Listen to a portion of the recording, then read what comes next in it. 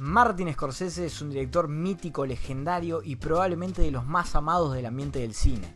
A menos que tengas un desmedido fanatismo por una empresa de cierto renombre que tiene ocupada la mayoría de la cartelera del cine en estos tiempos, es difícil no admirarlo y dejarlo fuera de los grandes referentes del cine moderno. Desde el año 1967, cuando filmó su ópera prima Who's That Knocking at My Door, el neoyorquino inició una carrera prolífica que se extiende hasta el día de hoy y que dejó enormes obras maestras como Taxi Driver, Raging Bull, After Hours o Goodfellas. Además, Martin posee un rol clave para la cinefilia contemporánea con su organización The Film Foundation, conocida por ayudar a restaurar decenas de películas de su país y del resto del mundo desde 1990. Pero hoy hablaremos de una de sus obras relativamente más recientes. El Lobo de Wall Street es todo menos lo que se esperaría de una persona dirigiendo a los 70 años.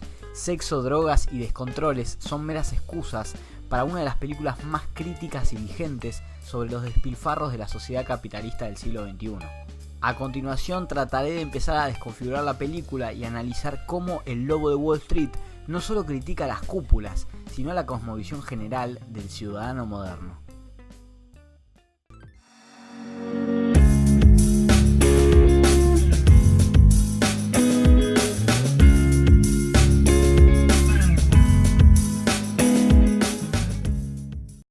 Para empezar a dialogar acerca de los orígenes del Lobo de Wall Street, deberíamos remontarnos a 1941 y entender la importancia de una de las películas más influyentes de la historia del cine. Citizen Kane, o El Ciudadano, fue la segunda película de un tal Orson Welles. Con tan solo 26 años, el director concibió una de las obras magnas del cine americano, en donde se narra en retrospectiva la vida del prolífico Charles Foster Kane, un magnate industrial y de los medios de comunicación.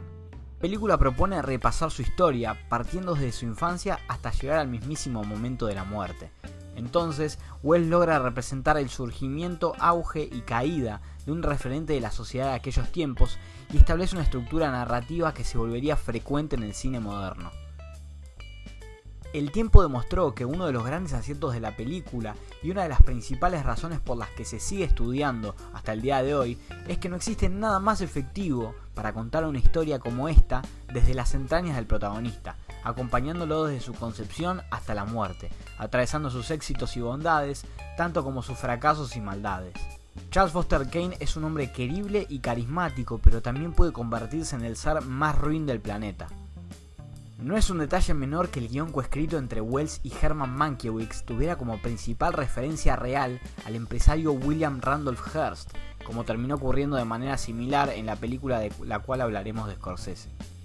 Incluso la primera intención era utilizar su nombre y apellido en la obra, pero esta idea se estancó y terminó favoreciendo a que Citizen Kane se convirtiera en una especie de mito ineludible en la historia del cine, un caso extrapolable a cualquier época de 1941 en adelante.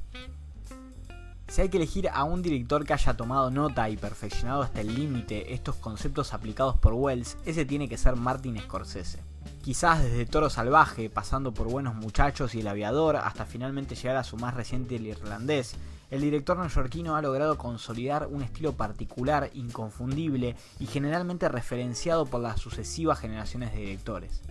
Pero, ¿qué es lo que diferencia a Martin Scorsese de Orson Welles? ¿Qué aporte realiza a la estructura del auge y la caída para ser el principal referente del siglo XXI? ¿Cómo se diferencia de otros grandes directores que abordaron problemáticas similares antes, como el caso de Nicolas Ray? Creo que existen dos principales razones que podrían colaborar a la obtención de un principio de respuesta. El primer factor ineludible nos exige ubicarnos en tiempo y espacio.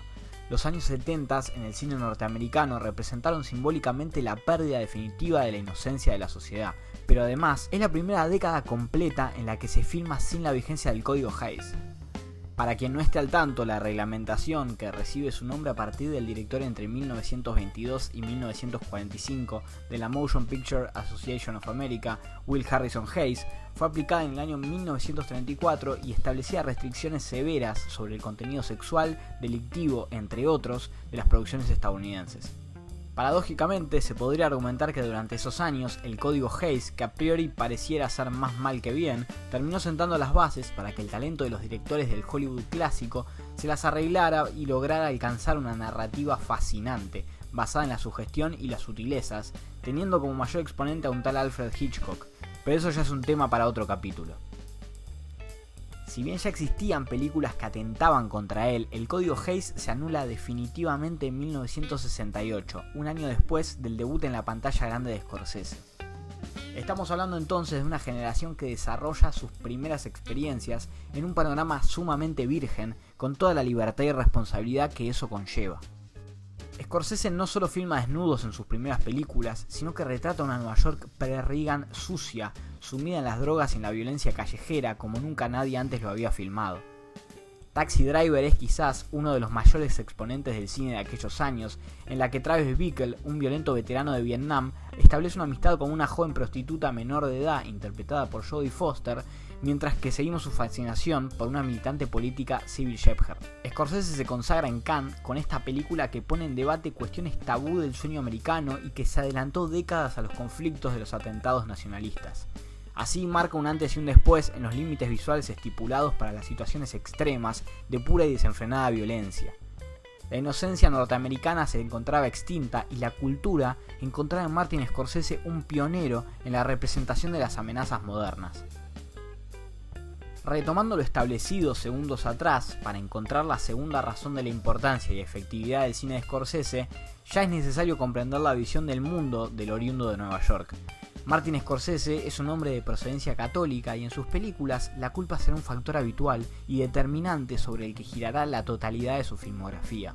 Entonces llegamos a 1981 y al estreno de una de las películas más importantes no solo de su carrera, sino también de toda la historia.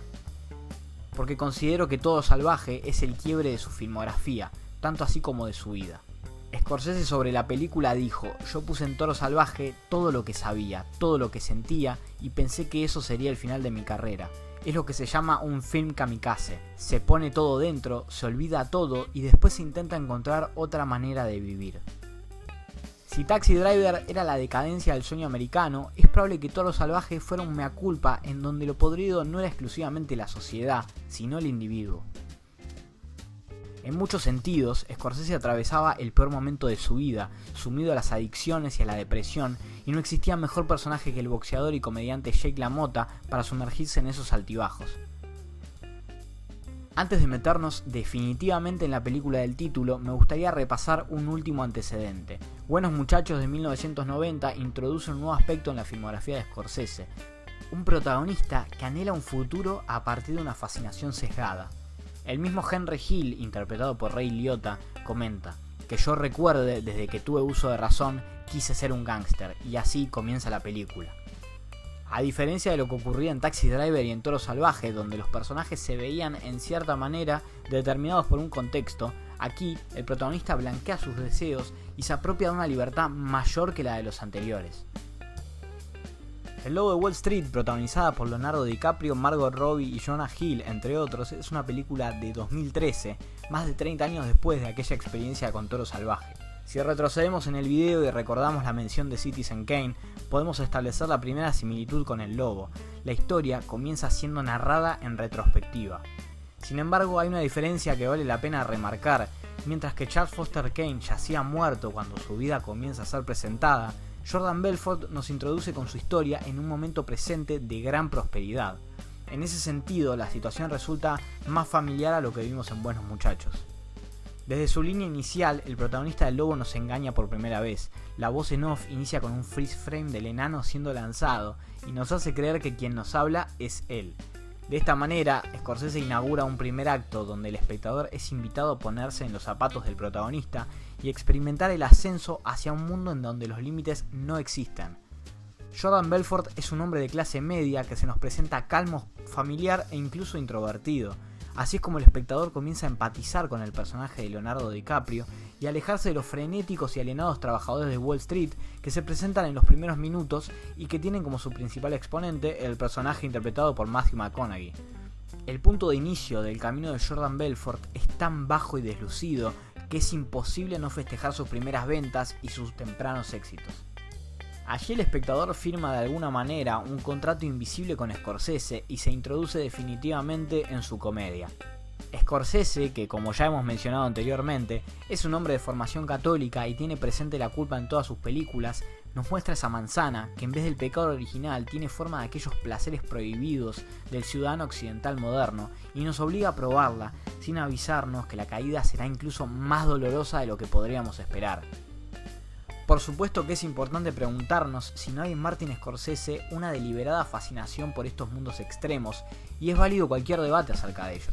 Pero en mi opinión personal, la genialidad del estilo del director radica en vendernos este engaño, en camuflarse entre la gran masa que llegará como consecuencia de la popularidad que tiene su cine, para brindarle al ciudadano promedio una fiesta de la cual nunca se olvidará. El cine de Scorsese no tiene reparos en mostrar en pantalla situaciones que el resto de las producciones no se atreverían, en parte por su talento para crear tales atmósferas y también porque entiende como una oportunidad única la de poder compartirlas con millones de espectadores. Pero lo más interesante es que todo no podrá sentirse así de real y de bien para siempre, como dicta la canción de Foo Fighters Everlong, que suena justo antes del momento bisagra de la película. En cuestión de minutos, el personaje de Jordan Belfort se desdibuja completamente, hasta volverse no solo un personaje despreciable en todo sentido, sino también un sujeto ridículo. Aparece la palabra adicción y el disfrute de las drogas ya no es el mismo.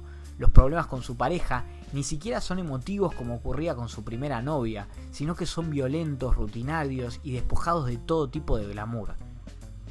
Scorsese da vuelta al escenario, pero no por ello elimina directamente los pilares que antes ayudaban a decorar lo que parecía un mundo perfecto. Las drogas, el sexo, los artefactos de lujo, todo pierde su elegancia y se vuelve vulgar, ordinario e incluso peligroso.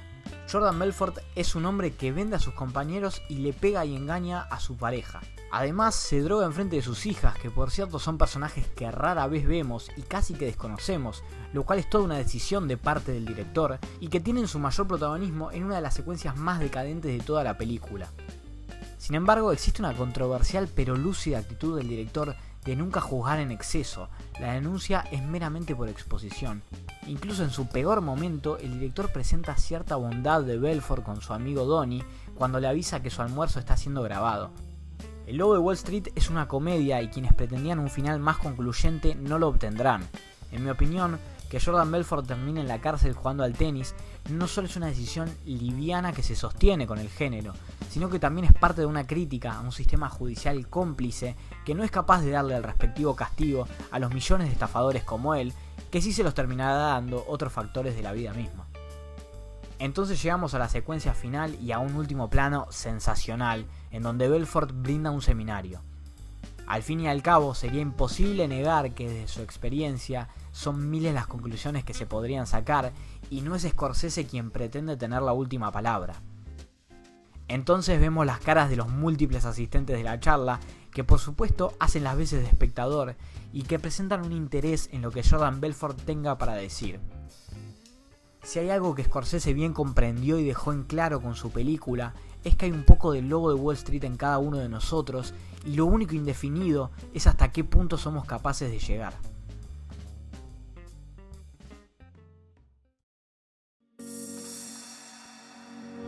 Hasta acá llegó el video de hoy, mi nombre es Salva, me pueden encontrar en redes sociales como @MrBlondOc. Cualquier recomendación, like o suscripción se agradece muchísimo. Un abrazo grande para todos y nos vemos en la próxima.